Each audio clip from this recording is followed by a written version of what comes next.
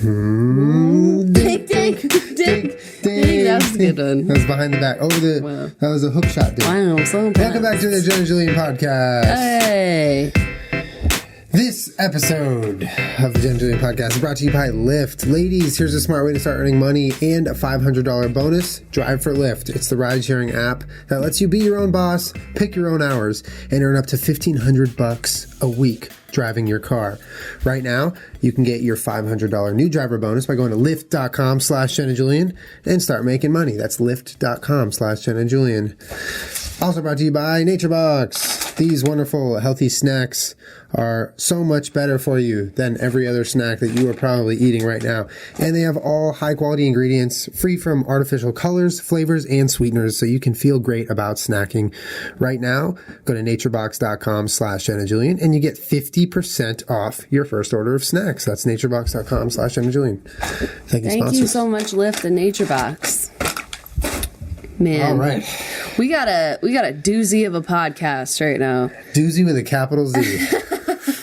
I'm gonna try my best to stay calm. Yeah. Because I'm fired up. I'm angry. I think a lot of people within the YouTube community are very angry at what's been going on with the PewDiePie situation. So that's what we're going to talk about. And we've also been waiting a little while because we wanted the opportunity to talk about it on the podcast, but we only post on the podcast once a week. Yes. So that's sort of the reason for any sort of delayed response coming from us in support of Felix, is that we wanted to make this a whole podcast. There is no little I support Felix little sentence that you can throw out there. It really requires some unpacking because I have a lot to say. Honestly, our content doesn't super lend itself to us just being like, okay, this week I'm going to focus my content on this. You know, I do vlogs, you do not commentary, so it's like we had to wait till the podcast. So now we felt like it was an appropriate time to bring it up. So the Felix cast. Oh my God. Do you want to take the lead on kind of recapping what has happened so far, if anyone's watching and doesn't know? Yeah, okay. So if for any reason you don't know, Felix made a video where he went on Fiverr, which is a website where you can ask people to do tasks for about $5. Julien actually used Fiverr a long time ago for some design work. There's a lot of cool things that you can have done for a cheap, affordable price. It's sometimes more than $5. But there's a lot of people that troll Fiverr because it's fucking funny. And Felix found these two guys in what looks like a jungle that would hold up any sign that you wanted. So he wrote, "Death to all Jews and subscribe to Keemstar" on a piece of paper, and they held it up. And that was the video. It was just him trolling Fiverr. Basically, you wanted to see how far someone would go for $5 and he had a fake Jesus say, Hitler did absolutely nothing wrong. Yeah. And subscribe. My favorite channel on YouTube is Jack's But Icy. Yeah. And there's a lot of people that were very angry about that. And there's been a lot of backlash from the media and mostly coming from the Wall Street Journal. But that's sort of what's going on. And as a result of that situation, Felix was dropped from his MCN, which was Disney. Previously was Maker, was bought out by Disney for hundreds of millions of dollars. And then YouTube subsequently canceled his YouTube Red show, Scare PewDiePie 2. So I think a lot of people are talking about bits and pieces of this as if they're almost separate. But this really is a very important moment, to me at least, in YouTube history, because this has never happened before. The culmination, this storm has never happened before on YouTube, and it's fucking insane. Absolutely, it's blowing my mind in so many ways. It's crazy for a number of reasons, namely this kind of war that's being waged between these old school media outlets, online media outlets, and one person, PewDiePie. Right, which is crazy to think about. All the people and all the bosses and all the legalese of all these news outlets versus Felix. Mm-hmm. You know what I mean? And the disparity of the kind of how those two systems work is so massive. And so, you know, I don't know if you guys watched it, but the attack video that Wall Street Journal put on Felix is laughable. I mean, this video is ridiculous. Yeah. It looks like an episode of what's it called? Intervention. Intervention. It looks like an episode of Intervention. With that music, like the music and the text. It was like they took everything wildly out of context. Okay, so if you didn't follow it, which I really hope that you do, encourage you to if you haven't, the Wall Street Journal took that post that Felix made on Fiverr, and which was a funny video. And also, just disclaimer, for those of you out there that were genuinely offended by him writing the words "death to all Jews," he has apologized in multiple places and has said that it reflects nothing that he feels, that it was a joke. And the joke was actually that he was trying to point out how ridiculous it is that you can pay someone $5 and have them do literally anything. Yeah. But that if you are offended by that, you're entitled to be offended. And, maybe the joke went too far, and he apologized. So there's that. But the Wall Street Journal took that and a bunch of other videos completely out of context and made him look like a legitimate Nazi supporter. Legitimate anti-Semitic Nazi supporter. They cut this video together in almost a comical insane way. I mean, the way they put this video together, there's montage of this Hitler speech that he was watching in one of his videos, unrelated to when he dressed up in that outfit, and they literally cut them together to it made it look like he was literally just studying to be a Nazi on camera. He had his arm up and they cut it and it looked like it's like bananas. It's garbage. Next level crazy. It's absolute garbage. And we do want to clarify before we get into everything that we are 100% on the side of Felix. We are on Felix's side. We believe as YouTubers and as people on the internet, we have a right to stick up for one of our own, especially when something like this blows up to this proportions and people are kind of having to choose sides in a way. You know what I mean? You're either on the side of Wall Street Journal and the news, or you're on the side of Felix, even with those jokes being said. Right. And to be fair, when you listen to this podcast or listen to us talk about this, we are, in fact, incredibly biased because we're in the YouTube community. We do this for a living, and we also understand everything that goes along with that. So you're not getting the most neutral, unbiased opinion here. You're getting a very biased opinion here as someone that understands what's going on multiple levels. That's a good point. We're not claiming we're not claiming to be unbiased. You guys know we're YouTubers. I'm fucking biased. Yeah. Yeah. If you clicked on this video, you pretty much already know we're biased. So that's where we're going to start. Why don't we wanted to start with this just wonderful BuzzFeed article. Oh my God.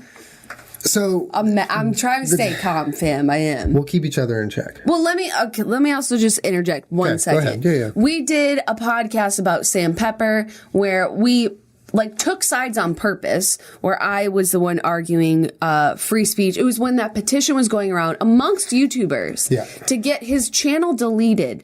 And I argued pretty strongly that once you start censoring people, you're opening Pandora's box. Yeah. That I really don't think, as long as he's not violating the terms of use and service or whatever, you can't just delete someone's channel. Yeah. And there is a lot of people that disagree with that say that it doesn't matter, what he's doing is disgusting, his channel should be deleted.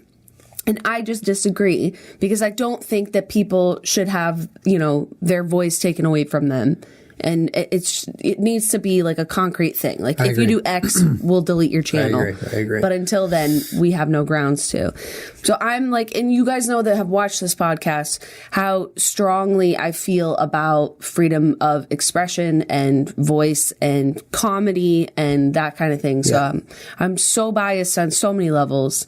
And you can go ahead and get into this fucking beautiful piece of literature. But I think we both share that belief, even though you took the opposite side in that case. Argument. Yeah. So Jacob Clifton, a BuzzFeed contributor, wrote this article called "The Downfall of YouTube's Biggest Star is a Symptom of a Bigger Illness." But this is just this is one article of so many that come out, and let's just point out right now, there has been, because we're not doing this till down here. Oh yeah, sorry. So we wrote an outline. Right. Yeah. We're trying. We had to sort of outline this because I'm my brain is everywhere and I have so much to say. Yep. What do we have here? We have, all right. So we wanted to explain our stance, which we did. So we wanted to bring up. Why Wall Street Journal went to his house. Yeah. And PewDiePie tweeted the other day. I'll find the tweet. Yeah, find the tweet. They came to his house offering him a platform to defend himself. Yeah. So nice of them. Read the headlines that he just retweeted, these ones. Okay. Just today. Okay, so these are headlines that he retweeted today that actually came out. I saw these. I bet some of you guys saw these. PewDiePie half-heartedly apologized, calls media motherfuckers. That one hit me in my giggle day. PewDiePie's misguided war on the media sounds familiar. PewDiePie's apology for Nazi jokes shows that he still doesn't get it. Trump and PewDiePie are using the same playbook. And I want to bring that back up later. I wrote a note about that, which is fucking insane. But, so he wrote, a day ago, Wall Street Journal journalists knocking at my home address, offering me a chance and platform to defend myself. I'm not joking. This happened. They should have tried to get a response from me directly to begin with, not going to the brands I work with first. Proves to me their maliciousness. So, Wall Street Journal makes this hit piece on him, right? Tries to make him look like a Nazi online, in the most serious, goofy way possible. And then all this backlash happens. Everyone's freaking out. Like, what the fuck is this video? He makes a video on it. He couldn't believe it. People are parodying the video. Then they show up at his house. So, as a journalist, you might argue, yes, you need to track down your source. You need to go to their house, whatever. This is the single most inappropriate situation to where you should go to his house. So yesterday you're calling him a Nazi on your website, and today you're going to his house to try to get his side of the story, which is completely backwards and should be completely not allowed. And no one should be on the side of that, at least doing that. That's not okay. Anything? I listened to a podcast, or I guess it's a sort of podcast called Sargon of Akkad, where it's called #PewDiePie did nothing wrong. And he does a really great job. It's about half an hour long of explaining why he believes that this is a hit piece on PewDiePie. And I really, really agree with that, because what they're doing is so out of left field. Like, can we unpack the fact that they are coming after someone, in theory, for making a joke what they deem as poor taste? Joke police. Yeah, joke police. They are, in theory, joke policing Felix, which is fucking exhausting and stupid, okay? Like, I understand that sometimes jokes are really offensive and that people don't like them, and you're right to call people out if you want to do that. But for the Wall Street Journal to do this on one person that makes internet videos is really fucking exhausting, especially with all the absolute really offensive shit on the internet. Like, what the fuck are you doing? The thing that bothers me the most in that argument of them kind of attacking him for his jokes and playing joke police is the argument that PewDiePie is normalizing hate speech and anti-Semitism, and he's doing that. Not the craziest, darkest parts of the internet that exist with the worst of everything, all sorts of racism, all sorts of anti-Semitism. PewDiePie makes a couple jokes and he's normalizing it. Right. It's his fault for the normalization of these sorts of jokes, which I just think it's like another one of these things where they're taking it out of context and slapping this giant label on him for one small instance. Right. And I think maybe perhaps in the second half of this podcast, we can get to my actual, because you guys know that I'm fucking out of my mind, right? And everything is a conspiracy theory to me. Yeah. So I have a lot to say about why I think this is actually happening. We will definitely cover that. Yeah. But in regards to what you're saying about PewDiePie normalizing, this hate culture, and this is an article from BuzzFeed that fucking echoes that in the most ridiculous way. First of all, coming from BuzzFeed, although I know there's a difference between contributing people and writers, they don't actually work at BuzzFeed. But for BuzzFeed to publish this, knowing how fucking hard Felix works, what he does is borderline impossible to do for one person. Anyone in the YouTube community knows how difficult what he does is, and how you're gonna lose your mind at some point. Yeah. He has to have some people to help him. Yeah.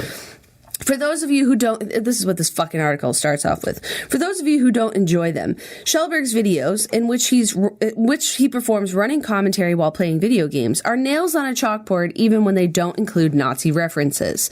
And so it's not surprising that outside the video game vlogger community, the online reaction to his fall from grace has been almost uniformly a smug satisfaction. What fall from grace? Right there. What is that sentence? What fall from grace? Are all of his subscribers gone? He gained what? 250,000 subscribers over the course of a couple of days after this? Fall from grace, like he needed Maker. Right. The real story with PewDiePie is not... I'm trying to calm down. The real story with PewDiePie is not that somebody you're preconditioned to hate, whether out of personal distaste for his combination of Euro DJ obliviousness and shrieking energy, or because you dismiss his industry at large, or because you're incredulous that anyone could make that much money doing basically nothing. Why don't you condescend a little more? Published on BuzzFeed. Well, I mean, it doesn't really blow my mind. Because BuzzFeed does so much. The online alt-right is built on lulls and on an insulated privilege enjoyed by people without any personal context for or historical understanding of the things their privilege lets them say. So we're all idiots. They're edgelords, the boys and men who group together online for the explicit proliferation of hate speech and misogyny will almost inevitably keep pushing the line until they end up in a truly dark place. By luck and I'm just reading the parts that I highlighted that are particularly aggravating. By luck and serendipity, his effect on a predominant emerging media format of the 21st century is permanent. If YouTubing isn't art, he's an accidental Picasso. And then they go on to describe this thing called false consensus bias. It explains why your relatives are constantly shocked by things on Facebook. It explains in large part why both left and right are shocked by the reactions to President Trump and Obama. And it explains why Felix Schellberg is such an easy blank canvas for our essays and think pieces. Because he matters most to young people whose ideas and obsessions still aren't taken seriously by mainstream discourse. Among 13 to 18-year-olds, Variety reported in 2014, PewDiePie is more recognizable than Jennifer Lawrence. If you find that impossible to believe, you are coming upon an understanding of false consensus bias. And then they go on to fucking say that he's a degenerate and everyone that follows him is a degenerate. They chalk his success up to serendipity and luck. And he's an accidental Picasso. Everything in this article is undermining what an absolutely important figure he is, not only to people aged 13 to 18, but the online media community as a whole. What he has done for our community is fucking groundbreaking, and this article is disgusting, and this person should be ashamed of themselves. So then they go on to describe this. Everyone that follows him has privilege, Reddit ironists. Yeah, again, these blanket statements, sweeping generalizations. Hitler jokes and rape jokes alike come from originally from naivete and eventually harden into belief. We're conditioned to distance ourselves from Reddit dorks, anime avatar trolls, and suddenly Nazi-identifying furries. What the fuck? And so they stay invisible until jargon, they aren't. I can't with this fucking jargon. They become collectives, at which point it feels like they came from nothing, but they came from somewhere. Boredom, loneliness, the universal feeling, which most of us are lucky enough to overcome in childhood, of being the protagonist of the universe who's mistreated despite doing one's best. To these boys, rape and Anne Frank are equally ghost stories, equally a path to extremity. The thing that this breed of deeply aggrieved male nerd will always talk louder, talk over each other, talk over women. Nerds scream because they don't feel heard. That's the reason anyone ever does. And they allude to PewDiePie's old videos when he would scream playing video games, doing like play-alongs for screaming. And they come back to it saying, nerds scream when they don't feel like. I'm sorry, but this jargon, the words that they're using, it's like they are speaking. It's like they are speaking to a completely different sect of human beings who don't even know what any of this is. They're like educating you on the internet with this fucking article. To go on, everyone in the mob reassuring each other that everything is normal. They're okay. So they're talking about us, 53 million people that watch PewDiePie's video. We're a mob, guys. We're a mob and we're brainwashed, and we should be so fucking thankful that this one woke person over at BuzzFeed is writing an article for us to understand Okay, you should be so lucky. Men in our culture are trained to see themselves as the only objective and rational actor, and you see a particularly American form of radicalization we don't even have a word for because it's so new. In other countries, if a young man feels so important and right and also so unheard that he's willing to break the law or hurt people to make them understand, we have a word for that. Terrorism. Nice. Are you fucking kidding me? But like, okay, white male rage, blah, blah, blah. He's a symptom of majority illness, but because he accidentally got rich, we seem to content to let the buck stop with him. His downfall feels anti-capitalist, it feels nonconformist. It makes us feel all the things we love to feel when we're trying to prove we're better than. But the truth is, the soil this stuff grows in is the reality of our country and our world. We will go on encouraging this behavior and these thoughts until they bear fruit. So, I mean, there's a lot of people that really actually feel this way, that really feel like he's perpetuating hate speech and he's a terrible fucking role model for kids. Like, I was texting Piff from SiriusXM because we were talking about this because people have been asking me for my opinion. And articles like that it's like so ridiculously tired and exhausting. It's like saying, oh my God, our kids are listening to Elvis. He's moving his hips around and they're so sexy. Our kids are going to get fucking pregnant. Who is this person you're watching on YouTube? What did he just make a Hitler joke? What's going to happen to my white male child? White male rage. That's what's going to happen. Pray for the kids. We got to take down PewDiePie. He's a terrible fucking person. I can almost guarantee you that the author of this article, Mr. Jacob Clifton, has never even seen a PewDiePie video, because I genuinely believe that PewDiePie started making those Nazi Hitler commentary, the jokes, after he started realizing he's getting slammed in the media. They're portraying him in the worst way possible. So it's a big troll and fuck you back to them. Yeah.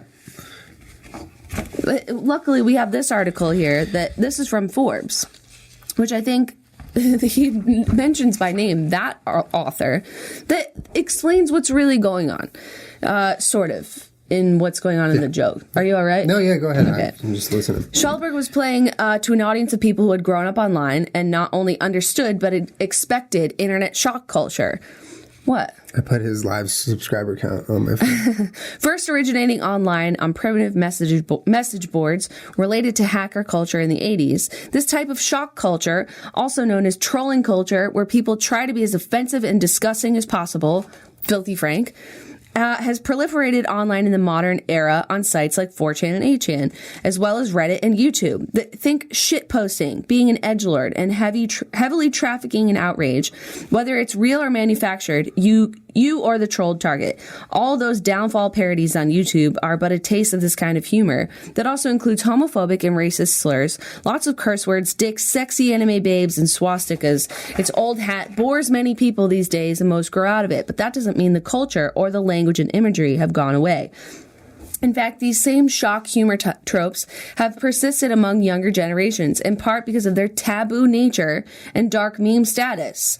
Dark shock humor has been a staple of the web since AOL Online CDs and has been a fan favorite of teenagers for more than 2 decades. Children have literally grown up on it. This dark humor isn't just limited to young men in angry corners of the web, as Jacob Clifton in BuzzFeed posted. It's anywhere and everywhere, nor does it make people who subscribe to it or don't get riled by it monsters. Doesn't this sound more accurate to what the internet is to you? This is why Schulberg, a product of the internet, thought he could get away with doing a comedy bit where he compares people who participate in the YouTube Heroes Initiative to Nazis. This is why when Schulberg paid $5 on Fiverr for 2 men in India to dance with a banner, "Death to all Jews, subscribe to Keemstar," his audience and the YouTube community laughed at the joke, not because of the ridiculousness of Fiverr, but because Keemstar is the butt of the joke of mass-hated and often mocked YouTuber. To these people and to Schulberg's audience, hating on Jewish people never factored into it. Everyone in that community agreed long ago that that kind of language in sincerity was wrong. Paying people to do ridiculous things on Fiverr is also a popular prank in places like 4chan, no less. Unfortunately, not everyone in the world thinks this is a horrible view to have, hence the spike in hate groups in the U.S. And not everyone who watches these videos comes from or understands that culture. Hence the Wall Street Journal report as if it was a serious investigative piece. Sans all the context and digital literacy. Like, this fucking sentence right here is like, it sums everything up. It sums everything up, yeah. Compounding the problem with dark, edgy humor Schellberg was channeling had attracted actual Nazis who started sharing his videos as if they were their guy. Which he had to make a statement saying, and he did. I'm not a Nazi. I don't support. Ironically enough, the original tweet expressing outrage over Schellberg's, I didn't know this, Fiverr stunt that went viral on Twitter came from a young man of color who grew up on the internet and tweets 4chan threads, anime babes, and memes on his timeline. As the Fiverr controversy began unfolding in the middle of January, he laughed about all the people raging out and retweeting him seriously. See, this is just a great example of these fucking sites who pride themselves on being journalists taking that. But, I mean, this is coming from Forbes. Yeah. This was posted February 17th at 3:20 directly calling out this BuzzFeed article. But, I mean, because there's been such outrage and pushback against the media for what they've written and done to Felix, I think that now other publications are being like, maybe we can actually post an unbiased piece about this. Yeah. But we all know how, and Felix has called them out so many times, how these media companies are operating as of lately. It's what's the most ridiculous, shocking headline that I can post to get clicks and views. Yeah. And Felix knows that it's the same way it works on YouTube. If you put his name in your title or your thumbnail, that thing is going to get viewed 10 times more than the videos without them. And that's the game that the media is playing. They want those clicks. They want the clicks. They're clickbaiters just like fucking YouTube. Anyway. And we've also seen this happen with YouTubers in the past, or people online in the past, where someone will just write a disgustingly out of touch article, like a little fucking rage piece, and then YouTubers and people retweet it and respond, and it gets a shit ton of clicks. Yeah, like that piece they did a while ago. Yes. Yeah. But in that sense, maybe that person is, attacked by tweens for the afternoon or a week or two, but they've accomplished their job. The money's been made, the money's in the bank. The clicks have been done. It doesn't matter. Yeah. I guess all they're missing now is some long-term fucking integrity. That they're sacrificing. Yeah. Well, this article, which is a kind of good transition here, it's called PewDiePie and Trump Aren't Here Hurting the Press, but they definitely want to. It's on Polygon by Ben Kuchera. This article is like rage fuel. So good. I'm trying to calm down. I could have highlighted the whole article. I could have highlighted the whole article. Tell them where they can find it, because it's like rage fuel. It's on Polygon. So just type in Polygon PewDiePie Trump and you'll find it, because that's a completely appropriate headline. Which, oh my god, okay. So one thing that I found funny, they're talking about his apology video and they're making fun of it, saying that it was disingenuous. The goalposts constantly move throughout the video, as if one side of his brain is trying to make things better and the other side is desperately needing to share how unfair this all is.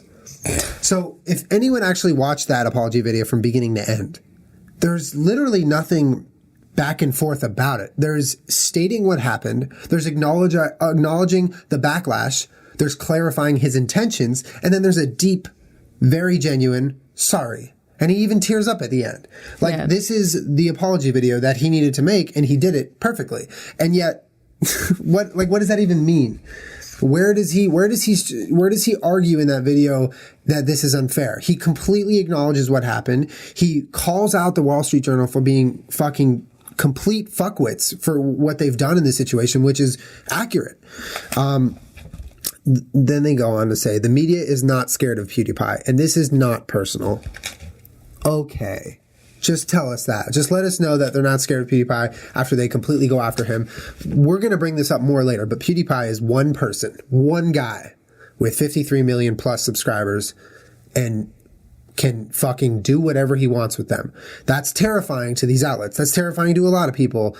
That's terrifying to any number of organizations. So this is absolutely a lie. They are absolutely scared and intimidated PewDiePie. Schellberg criticized a 2013 Variety story in his video, and the author wasn't having it. But what really, in quotes, but what really steams me is what PewDiePie neglected to share it to the world in this video on Thursday. Variety put PewDiePie on the cover in 2015 in an article that couldn't have been more positive, hailing him as the new leader in the movement of entertainment. How come he didn't complain then about the 2013 column when he agrees to pose for those pictures? So I find it kind of interesting how, because they they had him on the cover of their magazine. They wrote a positive article about him. So because they did that, they're done with all the being nice and acting right. Now they can just completely shit on him, and they can allude to that saying, hey, you posed for these pictures, so you must agree with everything we write in the future.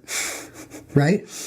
It's like, and their argument is like, we wrote positive things about you. We're hailing you as the new fucking face of entertainment, the leader in the new movement. Yeah, because he fucking is. He fucking is. You had your head screwed on straight, and then somewhere along the line from that point to now, you've completely lost your mind, and you're trying to gain his whatever from reminding him that he was on the cover because you did your job right back then. They go on to say, this is the best part. This is the best part. So, is it better than calling him a terrorist? It's close. Good. This is a claim that's made often these days, and not just by entertainers like Schellberg. Donald Trump, arguably, is the most powerful man in the world, gets much value out of bypassing the traditional press in order to speak to his audience directly through social media. So, basically, Trump is Felix. That's what they're saying right here. Tight. Because Trump likes to not talk to the media and he likes to tweet, that makes Felix exactly the same. So it's a great form of communication. Trump said on Twitter, his platform of choice in 60 Minutes. 60 Minutes, great source. So anyway, the difference here is that Felix, for years and years and years and years and years, ever since he had 0 subscribers, has been making videos on YouTube, A, because he loves it and it's what he does. It's his passion. He's good at it. And B, because it's his job. It pays his rent. He makes a video, then he gets to eat. Those are the chain of events. So for some reason, this comparison here is trying to say that Felix making videos is to Trump on Twitter. Is tweeting the president of the United States' job? Is that what he's paid and elected to do? No. By the people of this nation? No. So what the fuck is this article saying? Tweeting is not his job. Just because our fucking moron president gets on Twitter and spouts crazy shit doesn't mean he's paid to do that. It means he does that. Oh. And then they go on to say, I'm keenly aware of this article won't do much to convince Schellberg's audience or leave, like kind of what the BuzzFeed article was saying, or leave or flock to him. Yeah, like, oh God, I'm just going to leave you, all these people with this helpless feeling of, we're just so helpless against these angry white men. It's not designed to impact his business nor his popularity. His fan base likely won't read it, right? Because we're all just fucking idiots. Well, I mean, is that for that article? Yeah. Because it leads us into a much larger point. Yeah, let's transition now. That's pretty. I could go on and on. Yeah, I know. The first half of what we're talking about right now is kind of bogged down, and we're gonna get out of all of the mundane fucking details of bullshit that people have been writing and saying, because I want to talk about some fucking shit. Yeah, I think honestly, I need to just take a second and have a snack. So, I don't know what you guys do when you want a snack, but when I want a snack, I get Nature Box. Hey! This is my all-time favorite Nature Box snack. This is the strawberry lemonade fruit stars. I never get to eat them because he eats them all. There's some here, so you can just indulge. I wrote a poem about that snack a couple episodes back. Nature Box makes snacks that actually taste great and are better for you. All quality ingredients, free from artificial colors, flavors, and sweeteners. Go to naturebox.com and have a look at their snack catalog. Choose the ones you want, and they'll deliver them to your door. There's over 100 snacks to choose from. My favorite is the strawberry lemonade fruit stars. Strawberry lemonade fruit stars. Like, come on. They also have Big Island pineapple, which is right here. It's very, very good. They have a whole bunch of snacks, savory and sweet, and they have new snacks added all the time based on customer feedback. Also, if you don't like a snack, they will send you a replacement for free, and you get to keep the snack. NatureBox recently made their service even better. Now you can order as much as you want, as often as you want, no minimum purchase, and cancel anytime. So right now, you get started by going to naturebox.com/Jenna Julien and get 50% off your first order. naturebox.com/Jenna Julien. And ladies, here's a smart way to earn some extra money and a $500 bonus. You can drive for Lyft. Guys, you are in your car, whether you're between jobs, you're looking to earn some money in college, or you just want a couple hours to make some money and you have some free, you sign up right now at Lyft.com. That's Lyft.com/Jenna Julien, and you start making extra money anytime, anywhere. All you need is a car, and driving for Lyft pays up to $35 an hour. You can drive mornings, nights, weekends, or like I said, if you have a few hours free, just flip into driver mode and start making money. Only Lyft drivers earn tips from within the app. Plus, you will not have to wait weeks or even days to get paid. You can cash out instantly with Express Pay, which is so huge. I love that feature. It all adds up. It's super flexible, and you keep your own tips. Get paid when you need the cash. Right now, what are you guys waiting for? Go to Lyft.com. That's Lyft.com/Jenna Julien and sign up and get a $500 new driver bonus. Thank you, sponsors. Thank you, sponsors. All right. So we're going to move on here. Into a little bit weirder of a sect of this whole situation, but we didn't mention this stuff. These two things. Go ahead. So, well, this okay, yeah, no, okay. Do you want me to start? Yeah, why don't you start? Because I want everyone to know that's listening to this right now. We respect just about everybody in the YouTube community, and I respect other people's choices. I respect other people navigating the space differently than we do, and none of it is personal. It's our opinion, I guess, on professional things. We also want to make it clear that we value our relationship. You know, when we say something, we don't want you guys to think we're just saying it to say it. We are being honest with you, and that's part of why we're clarifying right now. Right. So, I don't even know where to start. So we were watching Philip DeFranco's live stream yesterday morning. Yeah. And he was talking about when covering the PewDiePie news and making videos that a couple of those videos got demonetized because of... He so casually mentioned it too. He was not complaining on Twitter about it. It was just, it brought up in the live stream and he was like, yeah, a couple of my videos this week got popped. And I don't know if maybe you listened to this episode of the podcast, but we had an entire podcast after YouTube was like, look, guys, if you make news on YouTube, you're probably going to get hit a little bit harder than everyone else. And if you have, graphic content or you're talking about anything that has to do with politics, basically, they can demonetize your video. And everyone was like, oh my God, I'm fucking scared. Like, I'm going to get demonetized. That was the whole like swearing thing. Like if you swear or have unfriendly content. Yeah. But what was really happening was that channels that make news were getting hit the hardest. And we sat here and made a podcast, and I was like, this is a fucking conspiracy theory. Like, this is a direct attempt to control and cut off at the knees these people that are truly trying to run like a free media or a free opinion. Yeah. And Philip DeFranco is the exception to the rule, and that he's been on YouTube for 10 plus years. He's had the ability to diversify his income and make sure that he has a backup plan. So he's going to be fine. But the fact that they are hitting him and demonetizing his news videos says a lot to me about what YouTube is concerned about. And I also want to say, I've said this in my vlog channel in the past, that when all these YouTubers and stuff go to the White House and they meet the president and they do all of that, I think that's cool and good for you. And I think that there's some certain instances where it makes more sense than others. I'm not saying that it's never okay or right, but I am morally opposed to it. And I always have been. And every time I get invited to do something like that, I really feel from the bottom of my fucking being that it's wrong to do that, because I genuinely believe that they do not care who you are or what you make on YouTube or what you're doing. They want access to the millions of eyeballs that watch you, and to sell your audience on any type of political agenda, in my opinion, feels wrong and is wrong. And I know that other people are going to do it. I know that it's cool to meet the president, and I would love to fucking shake hands with lots of people in the world of politics. I think that'd be rad. But unfortunately, in my opinion, I don't believe that they're there shaking your hand genuinely. I think that they're shaking a gateway to millions of eyeballs, which I think is morally wrong. So when we're talking, I'm sorry, I know this is long-winded and not completely connected. For example, Lily Singh posted the other day, Superwoman, a video with Bill Gates, very casually talking about some concepts that it's just, to me, it's blatantly obvious what's happening here.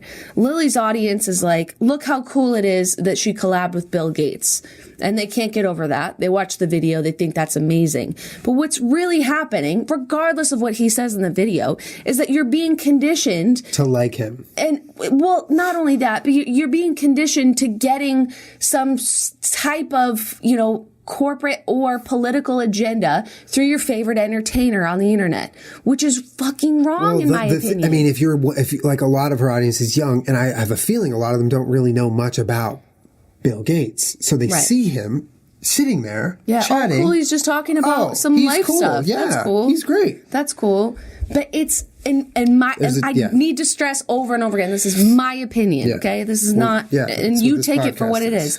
I think that it's fucking wrong. And I think that it's wrong that if somebody in any sort of political agenda wanted to come on my fucking main channel and be like, let's just do a nice little collab about healthcare, I would go, you can fuck all the way off. Yeah. Because that's not what this channel is for. Yeah. And I'm not going to give you access to these people and exploit their fucking eyeballs off of this trust that we've built together, that I'm not going to do that. I'm not going to fucking do that. You know what I mean? Yes. If they want to learn about the world and the news, you have other places to find that, and it is not my job to bring it to you. And then what we were talking about with this, Casey Neistat, and I mean this in the most polite way possible, same with Lily and same with Phil, although we haven't said anything, we agree with Phil. Yeah. But with Casey Neistat, there's been a lot of backlash within the YouTube community because he signed a deal with CNN. They bought out his company for a lot of money. Right. And slowly his channel has sort of become him posting things about the riots. And it seems like sort of a harmless news coverage from a Casey Neistat perspective. You have some cool camera shots. You have a little insight. You have some, you're also subscribed. So you would see it in place of a Casey Neistat video. It feels like a nice sort of transition. But then Casey came out with a video talking about the situation with PewDiePie and addressed it almost from sort of a neutral standpoint, like that a news outlet would, which a lot of people found problematic because if you are an online creator, you so very clearly see the problem with what's going on with the media.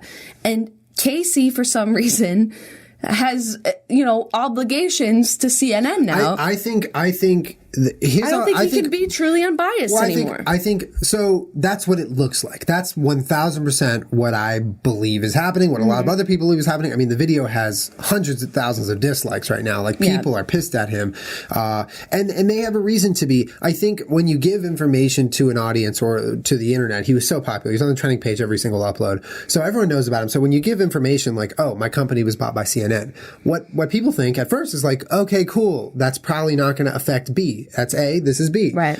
Then, like you said, these videos about the riots, these videos about the election, and then this video about PewDiePie comes out, and then you're like, okay, wait, hold on a second. Right. Nowhere in the video does he ever say, PewDiePie, this is fucked up. You got fucked. This is bullshit. Yeah, and nowhere in his video does he acknowledge that the Wall Street Journal grossly misrepresented what he posted. I mean, Casey is a brilliant filmmaker, and so for them to look at that video the Wall Street posted, like, anyone with a half of a fucking brain can look at that video and be like, is this comedy? Because it looks like comedy. Because it's fucking hysterical. And Casey, of all people, should know that. And so for nowhere in the video for him to acknowledge that maybe that was a little bit of a bullshit piece. And then at the end, he says this, something about, Felix, if you apologize, it'll be fine. No one's going to hate you. But why should he apologize? That's what got people mad. Why should he apologize? Why are you telling we thought, fucking community member, the huge member of our community. You are a huge member of our community. Felix is a huge member. And why are you telling him to apologize and everything's going to be fine? It feels like you're giving him a slap on the wrist. Yeah. Well, I also had a problem with Casey's tweet that he tweeted after the fact, which was, much like the hubris of the author of this BuzzFeed article, where it, tells everyone what's wrong with them. And then, like, this one woke fucking person is going to save all 53 million of us.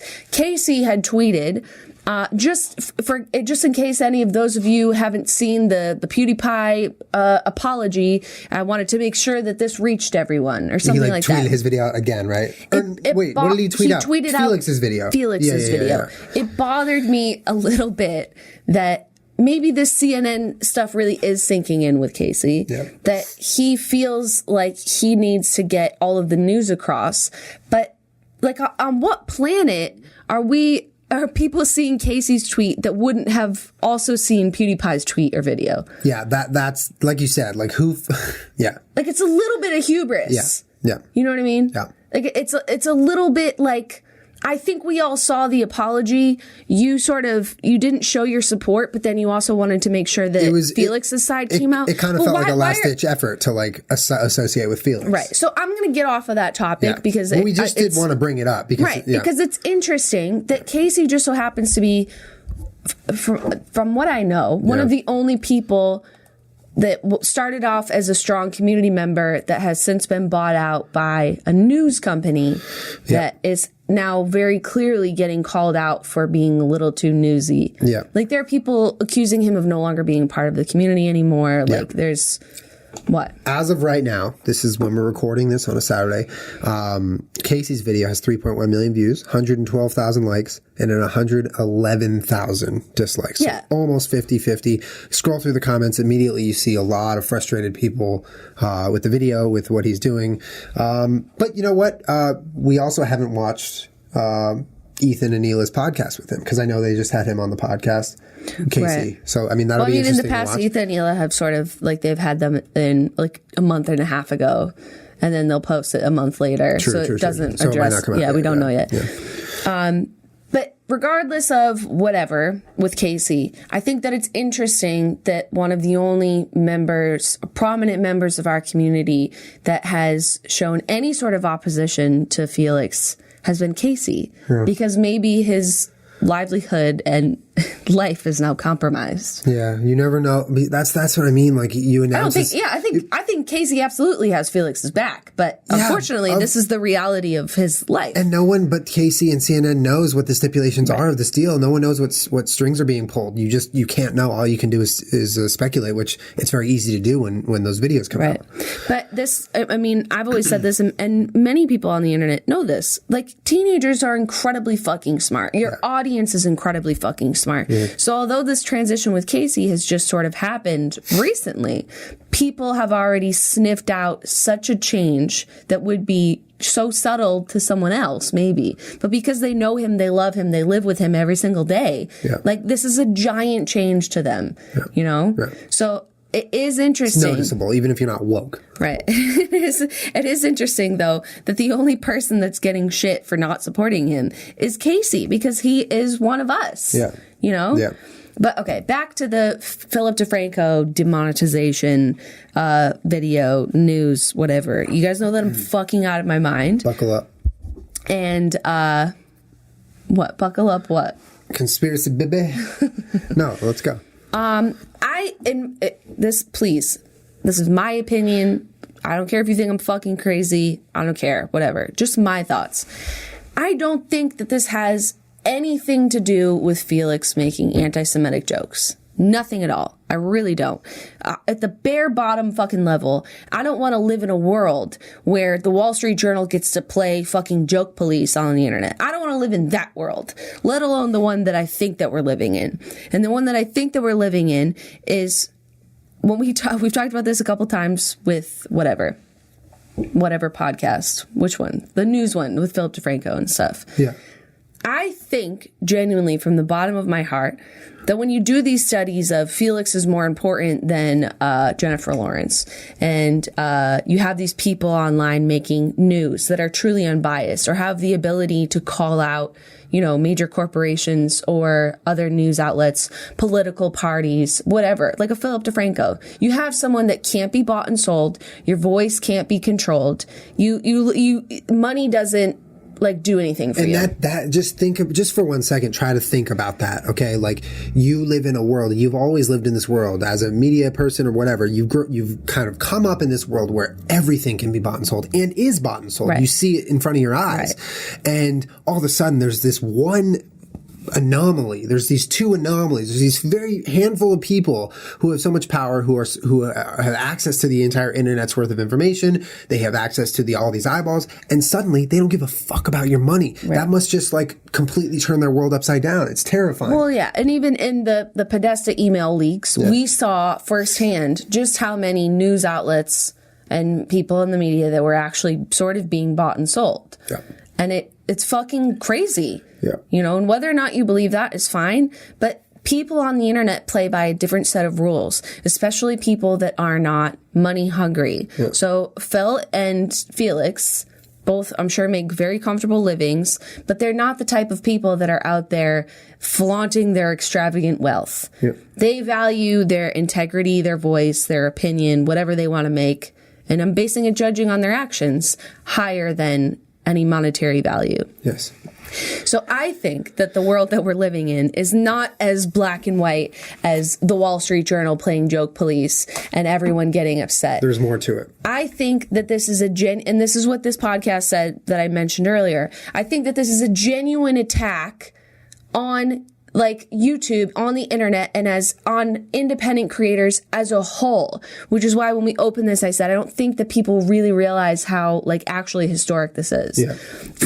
I mean, off the top, I can't recall another time that an MCN has ever dropped someone other than, you know, poor performance, poor numbers, or some legal battle going on or something else. There's never been this public, like, we didn't like what you made this one time, you're out.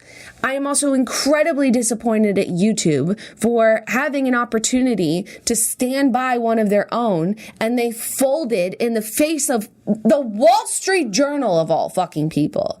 Like, that bothers me. You know what I mean? Yes.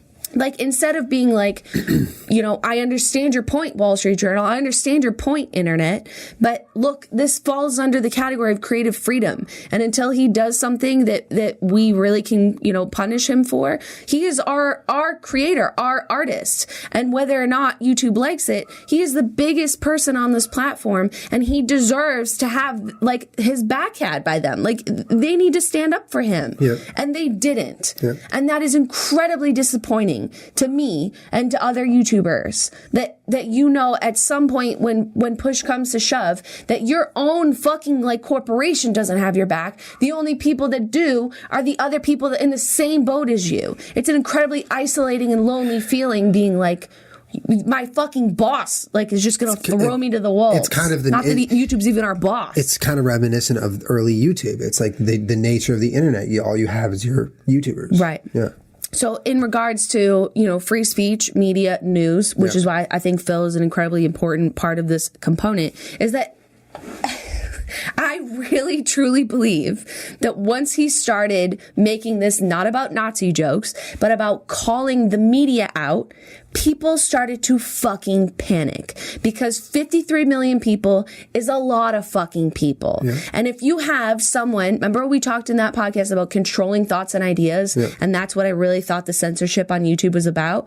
This is not about anti-Semitism and about a poor taste joke. It's not about any of that. It's about controlling thoughts and ideas and trying to cut Felix off at the fucking knees so that just in case he wants to keep going on with this fuck the media like thing that he's got, that he can't rally people behind him. Yep. What resources do we have for Felix? We can cut off his funding. We can cut off his YouTube Red show. Yep. And this, you guys know I'm fucking out of my mind. I'm trying to stay calm. But with that big YouTube unsub glitch, like, no, I'm sorry. I was so mad that day because there is no way that someone at YouTube would just like, oh, oops, my bad. I just like wrote a line of code wrong. Absolutely not. We know that this has been going on for a long time, and they only addressed it that day because they got caught. Like, that is a deliberate. I'm sorry if I'm throwing shit out there. You're not like it. Just, I got to get it out. I really feel if like. If I'm not saying anything, I agree. So if I'm quiet. I really feel like that whole unsub glitch was not just like some oopsie, my bad. This was a deliberate way for them to self-police the platform so that when you have these big mass unsubs from people, it just, you know, in theory doubles and quadruples until that person can't be in a position of power anymore. And then one day someone accidentally showed their cards. Yeah. I really genuinely feel like news and media outlets realized just how powerful one person can be because this has never happened before in the media. You've only ever had corporations and companies and like CNN and fucking whatever that can be bought and sort of swayed and sold and, you know, whatever. We can control the narrative of what's getting out to people. But you have someone that is like the biggest fucking fuck you and also loose cannon and also whatever they want and has all of these people at their disposal. That's incredibly incredibly dangerous. Yeah. And you are also living in a world where the majority of people that are watching Felix, and this is a made-up statistic that I just made up in my head, so don't get mad at me. The majority of the people that are watching Felix are not paying $12 a fucking year to read the Wall Street Journal. These are two separate demographics.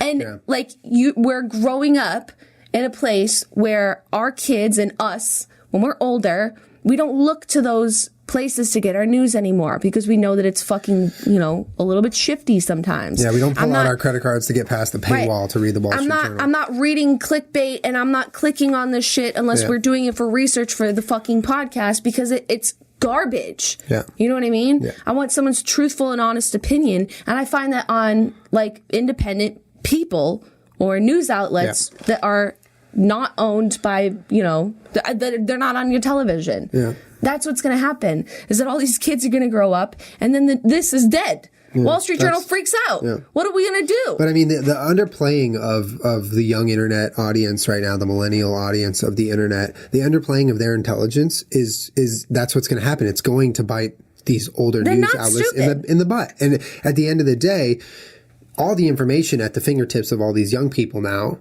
that is going to breed a very, very smart older generation. Right. That is just going to happen. And then what happens is these idiotic sites get phased out. That's just, pieces. I think that it's no coincidence that you have people routinely going after YouTube's biggest personality, where if you like contrast him with someone like Lily, who's willing to have Bill Gates on their channel, or Barack Obama or Michelle Obama, you have the Tyler Oakleys of YouTube that are willing to play by the rules, feed into whatever narrative that YouTube wants to give them. Whether or not you agree with that, just contrast that with someone like Felix, whose channel and eyeballs cannot be bought and sold. Like, this is a dangerous individual should they ever decide to start telling those people what they should do. Not that he ever would. But something like, fuck the Wall Street Journal, this is incredibly damaging to tell 53 million people, fuck the Wall Street Journal. Huge. Because the odds are that could bankrupt them. The odds are a lot of those people who are being told "fuck the Wall Street Journal" didn't even know what the Wall Street Journal was. Right, and so now we can't read the articles that they wrote about him either because it costs $12 a month or whatever. I saw a comment on Felix's. I saw a comment on the Wall Street Journal video, and it was like one of the top comments. It was like, "Hey, just want to say thanks. Didn't know who PewDiePie was, but now I'm subbed." Right? It's like everyone is seeing right through this stuff. But I really feel like, we went through these articles, we went through some of the gist of what people are saying and how off and wrong that is. Yeah. That I really don't think that, with the exception of this Forbes article, that they have ever really seen a PewDiePie video or where all of that stemmed from or where it came from or the fact that it is a fucking joke. Yeah. And it is a big troll job and a fuck you. Yeah. And I'm having a hard time sitting with the fact that this isn't a fucking hit job. Yeah. Because I think that it is. Mm-hmm. You know what I mean? Mm-hmm. I agree. I mean, I don't think the truth is really being talked about that much. They can't just get rid of PewDiePie, right? Yeah. All they can do is try their best to fucking cut out his legs from underneath him. Yeah, everything about it with the initial piece coming out and then the follow-up pieces and then them going to his house, like all of it points to just a giant attack. Right. It just and like what he said, that. It doesn't feel like... They didn't ask him first. They went straight to his fucking sponsors, in theory, and cut them out and instead of trying to clear up and likely situation. Pressured the fuck out of them. Right. And none of this feels like proper journalism or even anything close to it. It just doesn't. And anyone can really spot that. But I'm like...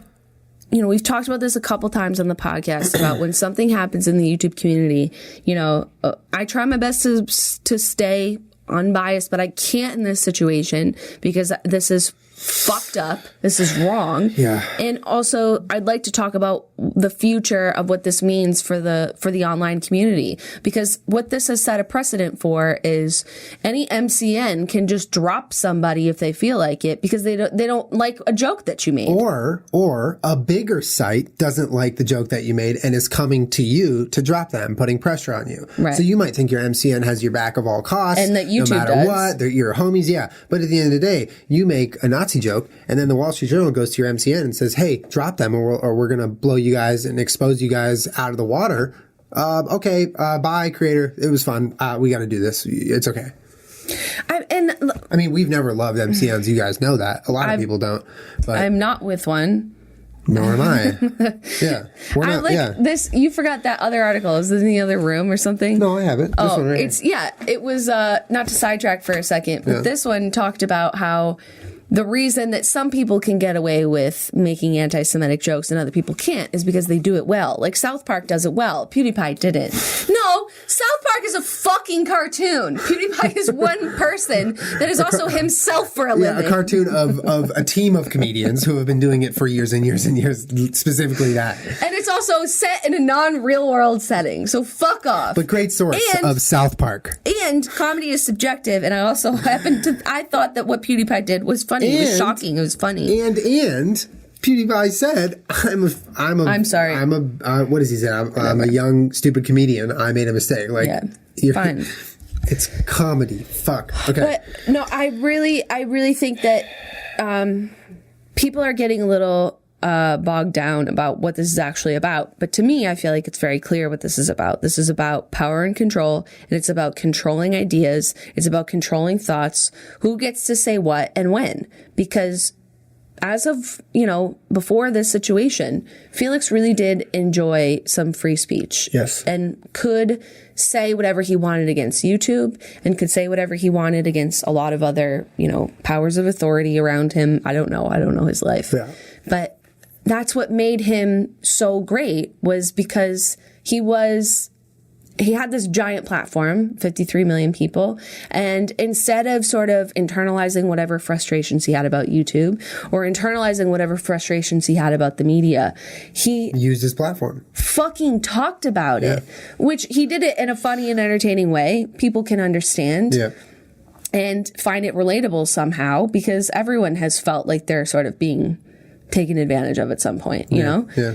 And I'm like genuinely proud that we have someone in our community, because if I had 53 million subscribers and all of this pressure was on me, I'm not sure that you would have the balls to get on your fucking channel and talk about it. Yeah. I'm not sure that I would be the person that would be like, no, you know what? I know I could apologize for this fucking joke right now and make this sort of go away. But you know what I'd rather do is point out how absolutely fucked up this is. And he did that. Yeah. And for that, I couldn't ask anything more from our number one most subscribed person on our platform. Yeah, I think Felix has handled this whole thing specifically well, but in general, he handles himself well at the position he's at. And it's an understated thing to think about, wow, that might actually be a really hard spot with all that power, with all those people watching, and you have so many issues that you want to talk about and to not expose, but to just like talk about and let people know that's happening, so that you don't feel like you're going to go crazy because you feel like you're being manipulated or whatever. He's dealt with this, and he's handled himself very, very well, I think. Yeah, I don't know that I could do it. And what's happening in my eyes is that Felix is one person fighting a fucking system of people. Yeah.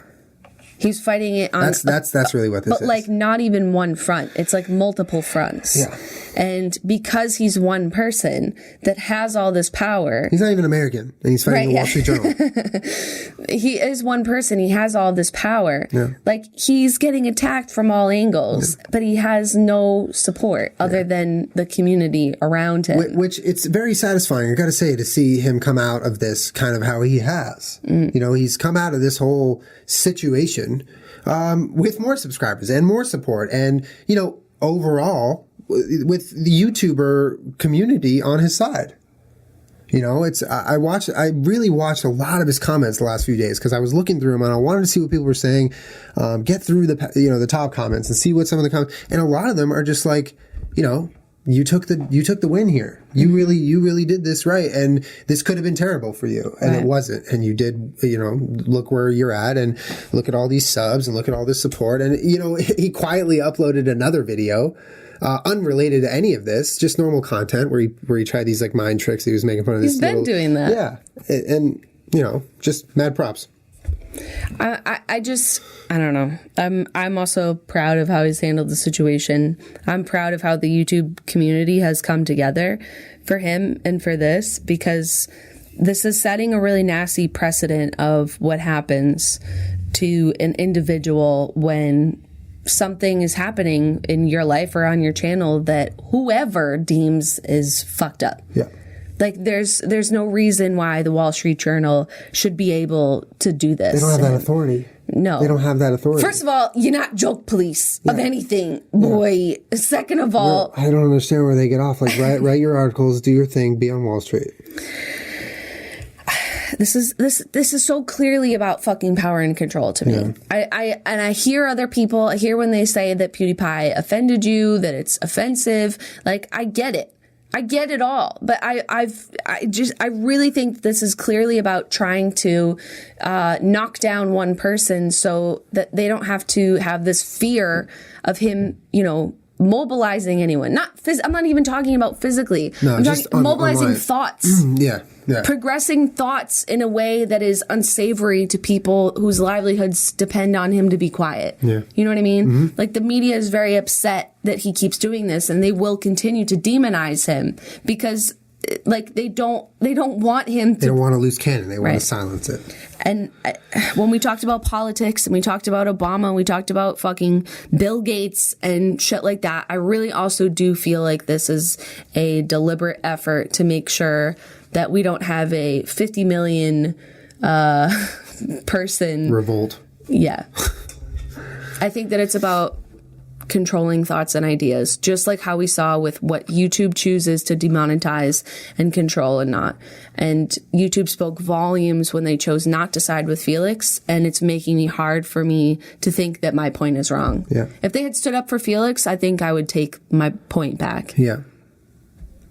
Like you said, it's not one thing. It's kind of the whole group of events that have happened to make us form these opinions and really feel this way. Yeah. But I mean, it's scary. It's, I'm like a little heartbroken by YouTube. I'm heartbroken that they would do that to him. And like, yeah, it's not like they deleted his channel. They took him off preferred ads and they took away Scare PewDiePie, which I'm sure people are like, oh, that's not even a big deal. But it is, though. It speaks volumes as to who you're siding with. Yeah. You're siding with fucking corporate America and the Wall Street Journals over your number one top creator, over the person that has billions of views, like the person that top creator, the guy who has driven so much traffic to your site more than any one single person, and which in theory could be a lot worse, right? I mean, PewDiePie is, for the most part, an awesome dude, right? He's a good role model. He's whatever. He's not the worst guy to have at number one on YouTube. It could be very, very, very bad. But I think YouTube, in theory, and Felix has also echoed this, that I really feel like YouTube would rather have someone as their top creator that will parrot the too bad you don't get to choose. And that's what they're trying to do with some of the other creators. Right. Like you talk about the Bill Gates thing. I mean, that feels like exactly that. Right. And it's too bad for YouTube. It's too bad for these people who have these agendas that want the biggest creator to be X and they are Y. Right. Sorry, but that you don't get to choose. He made his channel and he did with it as he pleased, and he is now the top creator by far on the platform, and you have to deal with it. Yeah. That's it. You can do what you want with these other big creators and have them try to puppet them around and do what you want. But Felix isn't going to have that, and he showed that. Yeah. Well, I mean, let us know what you think in the comments. Yeah, please. It's a loaded, discussion. It's a loaded issue. There's a lot of parts. And I know that when I get like super heated and angry about stuff, that my thoughts don't always make sense. So I imagine that I'm going to have to do some clarifying in the comments because I don't even fucking know what I said for most of it. I blacked out. And understand, guys, this is our podcast. These are our opinions, but we don't claim to be right about everything. So that's why we want you guys to participate. We want to see your comments. Also, we will link all 3 articles we read from and cited down below in the description in the underpants. So let us know your thoughts, and we really appreciate you guys all listening to us and hearing us out and tuning in. And if you're new, welcome. If you're not, dink. And if you have an opposing view, I would honestly love to hear it because I haven't been exposed to anything really other than news articles. Like I haven't heard. I guess Piff sort of maybe in theory. But I'd be was curious like, to see what else he is out said, there. I understand how people, but it wasn't like an argument. No, I'd definitely be all. curious to see what else is out there on the other side. But thank you guys so much. Yeah. We will see you guys for another episode of the Jenna Julien Podcast next week. Yeah, PewDiePie, say PewDiePie. PewDiePie. Say PewDiePie, say Felix. Later, guys. Bye.